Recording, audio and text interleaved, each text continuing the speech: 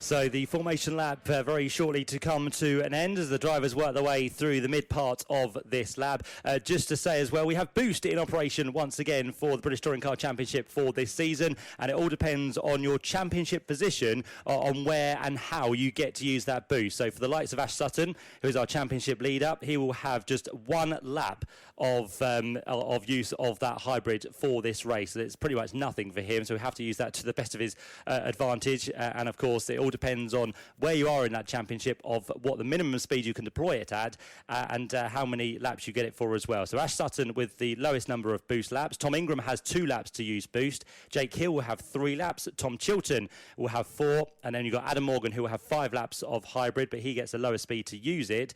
Dan Rowbottom has 6 laps. Dan Camish and Chris Smiley have 7. And the rest of the field have 8 laps of hybrid to use throughout this race at a lower speed of 115 kilometres per hour. So they can use it at a lower speed, and they get more laps to use it as well. And the reason and the way you can pick out how they're using boost is once again with that rectangle on the side of the car. If it flashes green, that is when the drivers are on the boost. If it goes white, if it goes fully white, it means that that boost has been depleted for that lap. And if it goes completely red, it means that boost has been depleted for the entirety of the race. So they're the 3 colours you need to look out for. As we said, multiple choice tyres for this race, soft and hards. Inside the top 10, you have Mikey Doble on the hard tyre, you have Josh Cook on the hards, and James Dorling is on the hard as well. Outside of that, a few of the BMWs have gone for the hard tyre in this one. I've kind of chucked this race away and looking forward to the rest of the afternoon. So you've got Charles Rainford and Aidan Moffat who are on hard tyres, and then you've also got Gordon Shedden and Sam Osborne in 15th and 16th place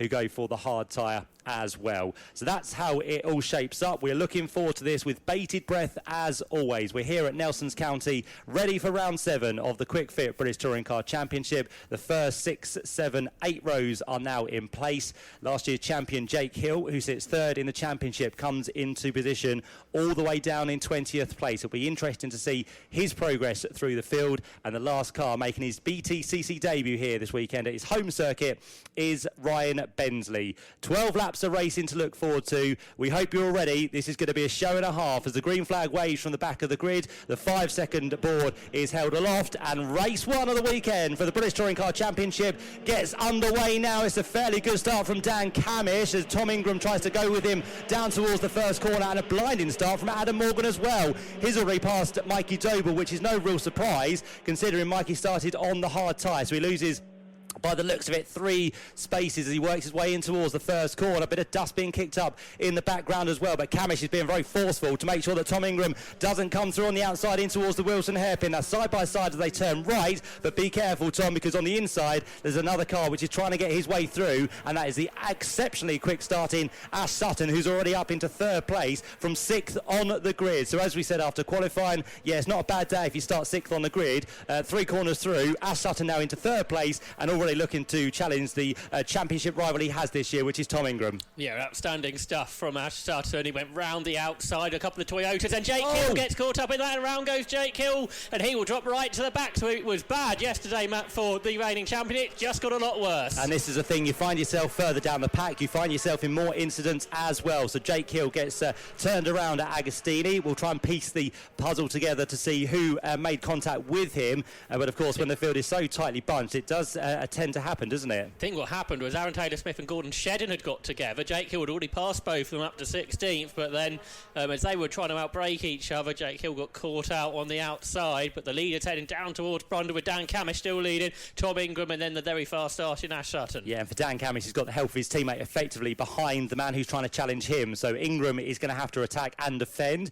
Which one is more important, we'll wait and see as the 3 Toyotas there run nose to tail on the exit of Nelson and down towards the bomb hole. And a replay on the big screens. You're absolutely right. It was the teammates who were battling, and they were kind of barging one another in towards the corner. Aaron Taylor-Smith on the inside, and was it Shedden, as you said, on the outside, and both of them kind of just missed that breaking point, and all of a sudden that was contact with Jake Hill. One of the BMWs out wide, I think that might be Charles Rainford as they come up towards the line. Let's have a look out the window and see who is struggling towards the line. Yeah, Charles Rainford was the one who was wide. He's now going to be under attack from James Dorling in towards the first corner, and our first drive-through penalty of the race. race, Josh. That goes to number 14, Ronan Pearson. So Toyota's day doesn't get much better. BMW's day was getting worse as well. There's been an incident as well for it's Nick Halstead, isn't it, who's gone grass tracking in a battle with Nick Hamilton and Ryan Bentley. Big moment for Nick Halstead through Coram Curve. Jake Hill into pit lane. Yep, saw that. So Jake Hill comes down the pit lane, thanks Al, and it's going to be for the left rear. So that's where the contact happened. So there's going to be possibly a tyre check and also a tyre change there. And down the further end, we've got another car in. Jelly.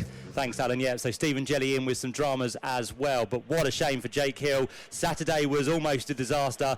You wouldn't have thought it got much worse. But for Jake Hill, this is going to be a non-point scoring race for him by the looks of it. He's going to be lucky to try and stay on the lead lap. If he can, he might then be helped by a safety car. But you can almost write off race number one. It's also helped by the fact it's a long lap. It's our longest lap of the year, isn't it? It certainly is, yeah. So just under 3 miles for the competitors to negotiate. Meantime, out front, Dan Camish still leads and looks like at the minute he's just starting to pull away from Tom Ingram. And remember, Dan Camish has a little bit more boost to use compared to the 2 cars behind him.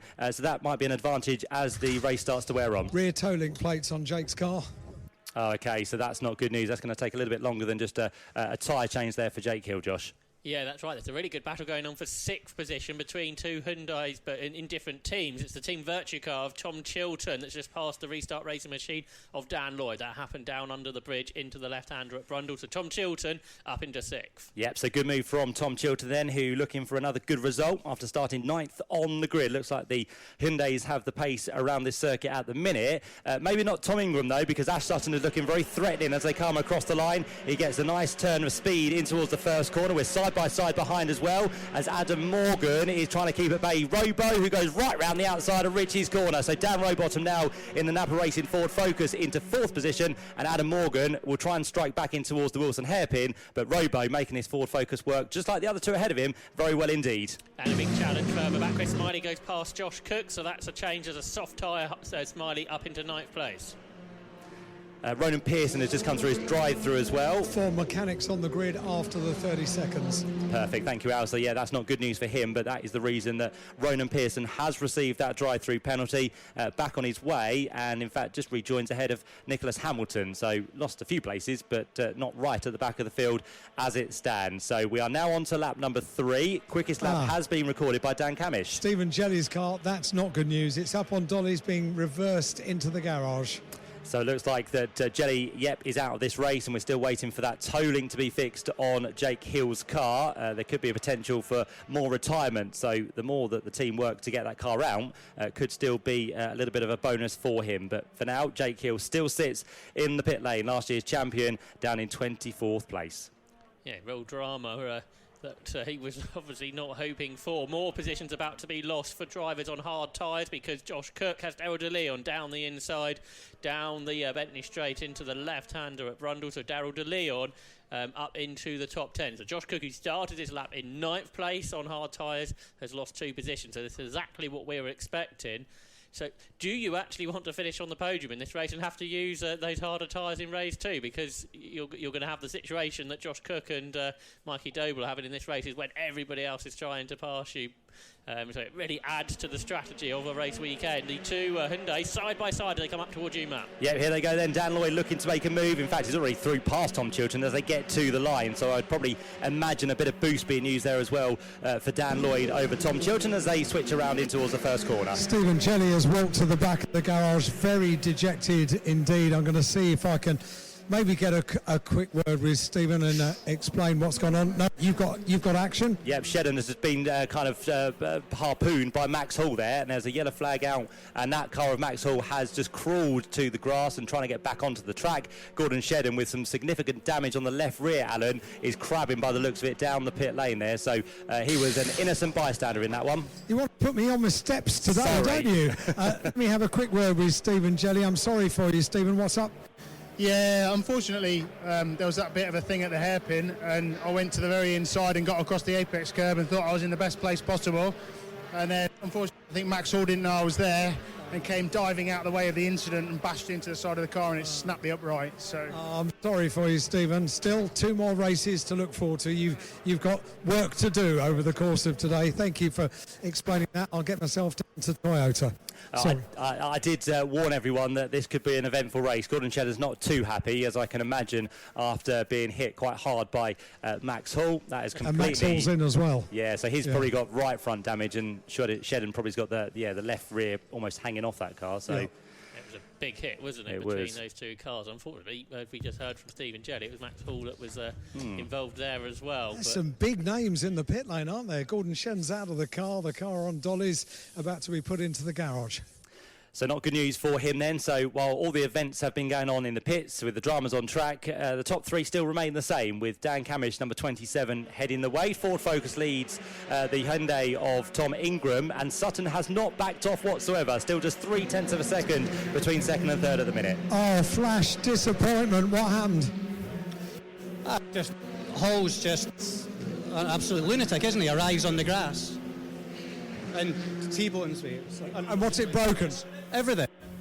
It's just unbelievable. I'm sorry for you, Gordon. Thanks for talking to us. The car is pulled back into the garage and the team working on that now. But Gordon Shedden, not surprisingly, very upset. Yeah, very angry, which is very understandable if you look at the incident which saw Max Hall across the grass and had no control of the car, unfortunately. So Max Hall has also ended his race in the pit lane, as we heard. But still this great battle, Josh, out front. Top 3 are having a good little fight here. And I would probably add to this that now Tom Ingram has got into his bit of a stride and just starting to close the gap on the race leader. Yeah, he was 2 tenths quicker on the previous lap, a tenth quicker through sector 1. What Gordon Shedden probably doesn't realise is what you just described there, Matt, that it wasn't a move he was trying at all. He was out of control after a mistake at the previous corner, so it wasn't a move that he was attempting, was it? It was just one of those things that can happen on a corner like that. Mikey Doble, the best driver on hard tyres, has started to come under pressure as well now for 8th position from Chris Smiley and from Daryl De Leon, so that's another battle to watch. But the battle towards the front is certainly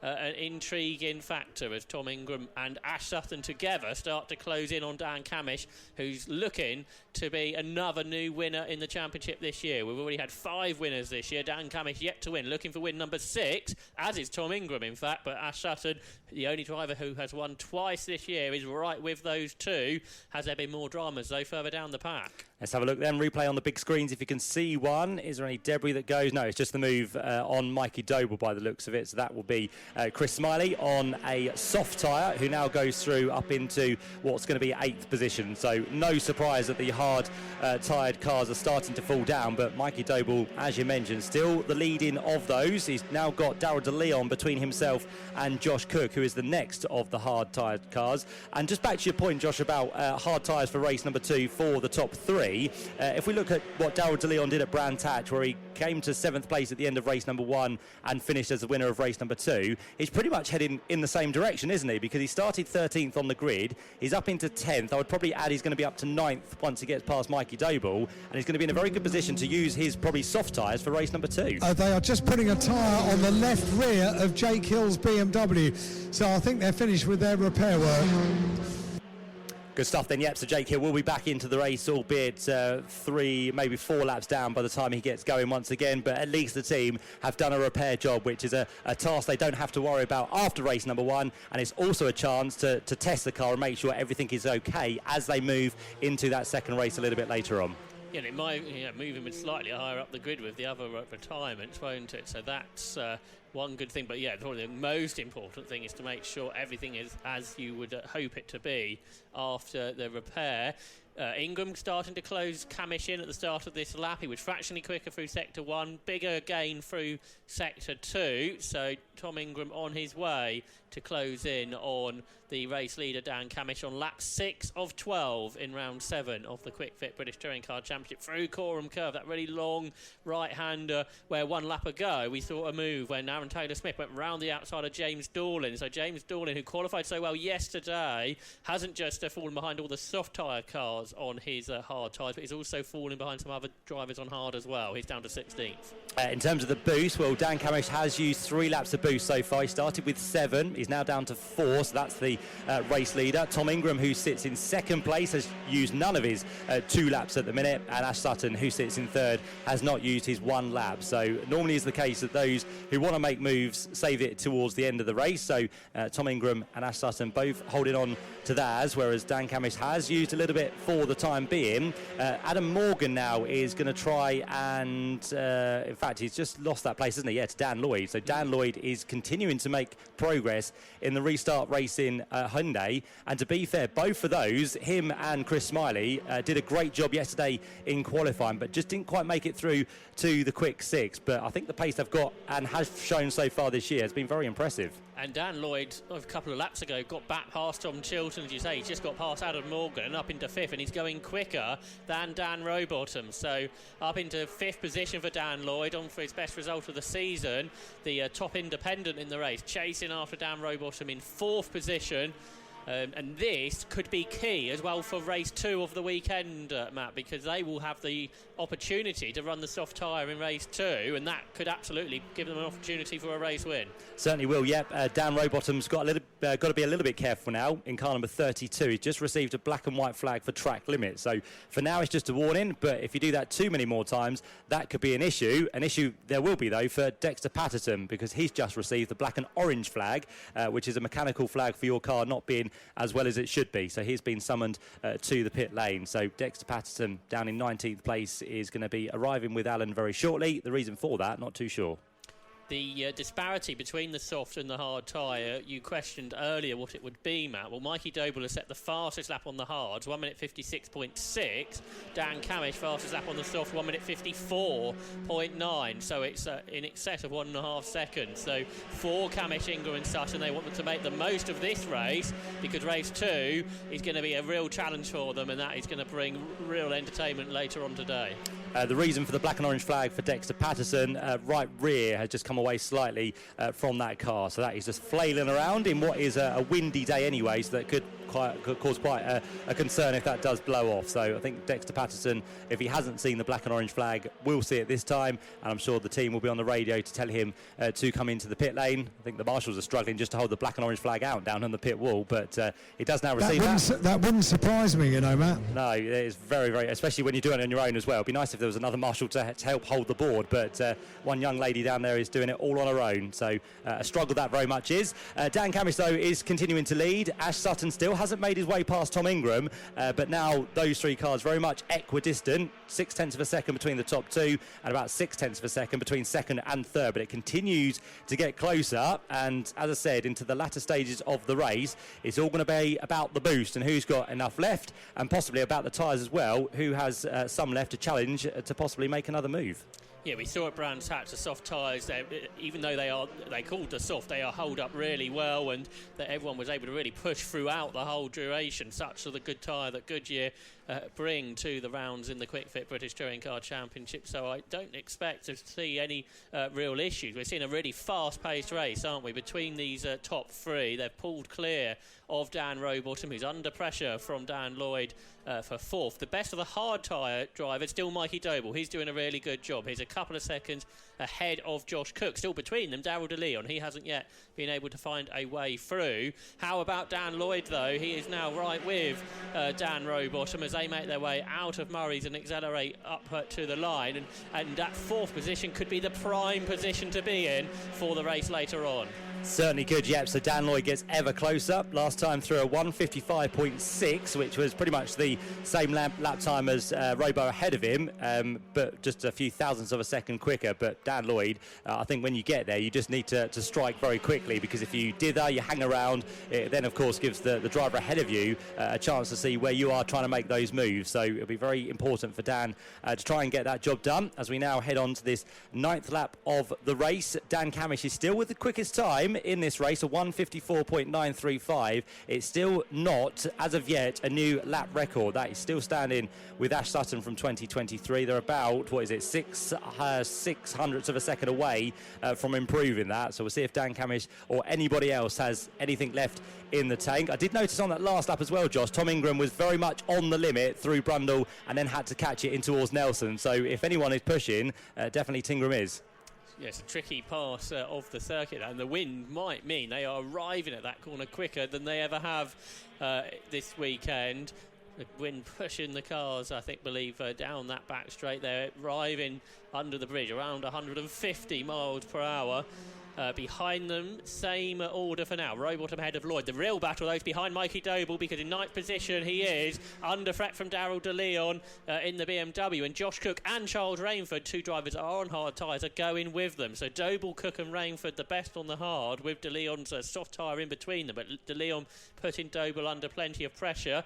Great battles actually further in the pack as well, because Aidan Moffat and Sam Osborne almost side by side as they break down into the right-hander at Nelson. A bit wide for Aidan Moffat, but I don't think Sam Osborne's quite got the traction to get past the BMW at this point of the lap. Yeah, these for the final few places inside the points. So battling now for 13th place between Aidan Moffat and Sam Osborne. It looks like Aaron Taylor-Smith is the last man with the point scoring position as it stands. All of a sudden, though, on that previous lap we just completed, Tom Ingram has lost quite a bit of ground to that of Dan Camish in the form of 0.8 of a second. So it was a poor lap there for Ingram. Did Camish use one of his boost laps? I wonder, Matt. I haven't got Possibly, that information down here. So yeah. He's down to 3, so possibly he could have done, yeah. That's how much you can gain by being on the boost. Aaron Taylor-Smith round past Sam Osborne at Ritchie's corner, I believe. So a place gained there for Aaron Taylor-Smith. He is now up into 14th place and challenging Aidan Moffat. How did that happen, Matt? Let's have a look on the big screen then. So it was Osborne and Moffat fighting, and Aaron Taylor-Smith said, "Thank you very much." I'll just lunge down the inside line, and it was very close to James Dorling also going through in that Toyota Corolla as well. So the Toyotas seem to have a little bit more pace towards the end of this race, and we'll also add into the mix there Ryan Bensley, who is only about 3/4 of a second adrift of this fight for 13th place. So lots going on further down the field as well. Another replay, I think this time of Nick Halstead, is that, with the door open on his car? Yeah. But he's into pit lane now. Oh, okay, so that's just a replay. So yeah, the door to be shut and maybe gaffer tape back together just to make sure it does not do the same in the closing couple of laps of this race. But yeah, Dan Camish looking good at the minute. He continues to extend his lead over the rest of the pack. He took a couple of tenths to the advantage of himself through sector 1. Another couple of attempts improved on Tingram through sector 2. So I think it could almost be now towards 2 seconds. But it's Ash Sutton who is looking very, very racy now. Is Ash Sutton going to be on the boost? If he is, of course, Tom Ingram can use his to defend. And yes, straight onto this next lap, Tom Ingram does go onto the boost. So one of his laps now being used as he starts to come under more pressure from the champion of 4 times. Yeah, I don't think Sutton did use the boost, did he? Just had a really good exit to Murray's, and that means down into the Wilson hairpin. Tom Ingram is having to defend, but as you say, Matt, he is on the boost on this lap, so it's going to be very difficult for Ash Sutton to find his way past his main championship contender at this part of the season. Regardless of that, he's going to give it a good go. They go through the left-hander at Palm, a little bit wide though is Ash Sutton, and that gives Tom Ingram some breathing room once more. Yeah, out on the dirty stuff there, so that does just elongate that gap once again between the two of them. But of course for this lap now we know that Tom Ingram will have boost to use. Whether Ash Sutton uses his on this lap or saves it for the last lap of the race, we'll have to wait and see. But I think the other reason that maybe Tom Ingram is being kind of ushered back into the clutches of Ash Sutton, he has had a track limit warning, which means he's just been a little bit more careful than he once was, as Aaron Taylor-Smith on that lap through Ritchie's has just lost 2 places. One of them to his teammate James Dorling, and the other one seeing Sam Osborne back ahead of him as well. So Aaron Taylor-Smith, with that move, has dropped himself out of the points. Yeah, it was the place where he gained a place, wasn't it, 1 lap ago, but he's lost 2 this time. For Dan Camish, he's never won a Quick Fit British Touring Car Championship race at Snetterton, but now he is over 2 seconds ahead of the battle for second place, Tom Ingram versus Ash Sutton. So Camish will be hoping over the last lap or so everything goes to plan as he looks for a career win number 14 in the championship for the current race leader. Certainly would be, yep. And Tom Ingram here still trying to hold on to that second place. Bit of a lock-up down towards Murray's for the penultimate time of asking. Lap 11 to be completed now for Dan Camish, with an extended margin once again over the chasing duo of Tingram and Ash Sutton. They head now onto the final lap in towards the first corner at Ritchie's. And Ash Sutton will have a couple of chances here, mainly down towards Agostini, and of course another one off the back straight down towards Brundle and Nelson, but he needs to be close enough in the first instant to try and do that. But both of them on this last lap do have one lap of boost remaining as well. Yes, they'll both be able to be on that booster throughout this lap, so it's even Stevens in that regard. So can Ash Sutton, who at times has been challenging Tom Ingram, be able to find a way past on this final lap of the race? They make their way down towards the Agostini hairpin. Sutton dives up the inside, he's fully alongside, but he's a bit locked up. The two of them touch a little bit, and I think Ash Sutton realised at that moment that he would be in the wrong if he would go past, so he slots back in behind Tom Ingram. But that was a big challenge from Sutton. He can now regroup and go again. Yeah, first one of this final lap. Is he going to come again down towards Brundle, and then will there be a final one down towards Murray's if he hasn't got the job done? Well, great respect and great racing between these two former champions as they turn their way on towards the Bentley Straight for the final time. Most people now with depleted boost within this race, so it looks like they are out of it, but both Ash Sutton and Tom Ingram have a little bit left. Jake Hill just getting lapped once again by the race leader Dan Camish as they head their way down towards Brundle and Nelson. Not a chance for Ash Sutton to go through there, but he might get a bit of a cutback here. He goes for a different line into the corner, so again, if he uses the boost here, he might be able to tuck the nose down the inside line, which he does again, just like Agostini. He tries to squeeze alongside, but again, not quite the full amount of the nose alongside there of that of Tom Ingram. So there's going to be one more chance, down on the brakes heavily in towards Murray's. But what's going to happen between these two is, again, Ash Sutton's going to try and go for the exit of the corner and the run to the line. But for Dan Camish, it's the 14th win in the British Touring Car Championship. His first here at Snetterton. It's second place for Tom Ingram and his 100th podium within the British Touring Car Championship as well. So a nice milestone for Tingram as he crosses the line. And for third place, it will be Ash Sutton, who started 6th on the grid. He gets himself to the podium once again this year for the 5th time of asking. So a cracking race there between those two. And as we said, plenty of respect between those two drivers who come through in second and third place. Fourth place does go the way of Daniel Rowbottom. So it's a Napa Racing 1, 3 and 4. And then we had Dan Lloyd with a tremendous drive for the Restart Racing Hyundai team. He comes through just ahead of Adam Morgan.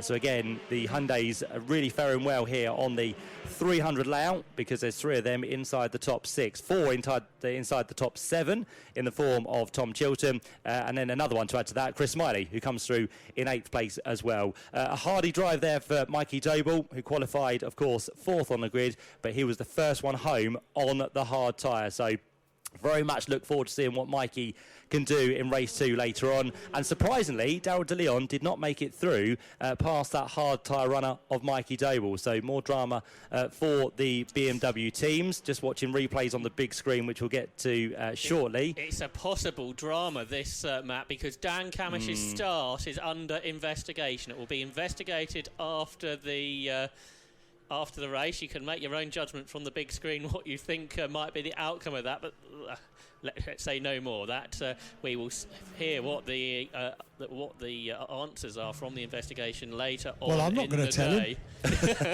Bearer of bad news? No, not at all. Certainly not. No, yeah, the officials, of course, will have all the data, all the camera angles they need. So, yeah, as you said, Josh, it's under investigation. It'll be done after this race, and we'll see what decision they do make about that. But for now, Napa Racing can celebrate down there in the pit lane. Just to continue with the final point scorers, behind Daryl De Leon, we had 11th place for Josh Cook, who was the second of the hard tyre runners, and then Charles Rainford came through in 12th place, 13th place for Aidan Moffat, 14th for Sam Osborne, and 15th for Aaron Taylor-Smith. So that's how the point scorers came home at the end of round number 7. In terms of the independents win, that goes the way of Dan Lloyd, so a nice victory there for him within the independents. And the first for this year for Dan Lloyd, so I'm sure he'll be really pleased when he gets up onto the podium. Certainly will, yeah. He's had a second so far this year, but first independence win for Dan Lloyd. Second within that class was Chris Smiley, and third was Mikey Doble, who both have had a couple of wins within the independents so far this season. So there we go. At the minute, it stands as Dan Camish who takes the victory for what will be the first time this year. His 14th win in the British Touring Car Championship, 100th podium within the BTCC for Tom Ingram, who currently sits in second, and Ash Sutton gets himself to the podium for the 5th time this year. So all bar 2 races, he has not finished on the podium. One of those was just off it in 4th place at race 3 at Brands Hatch. The other one was a 10th place finish at the end of race 1 at Brands Hatch. And in terms of the points provisionally, it sees Ash Sutton, who leads the way on 107 points. So he has had that gap closed down between himself and Tom Ingram to just 3 points now. And Jake Hill still sits there on 80 points, but has not been caught by anybody else at this stage.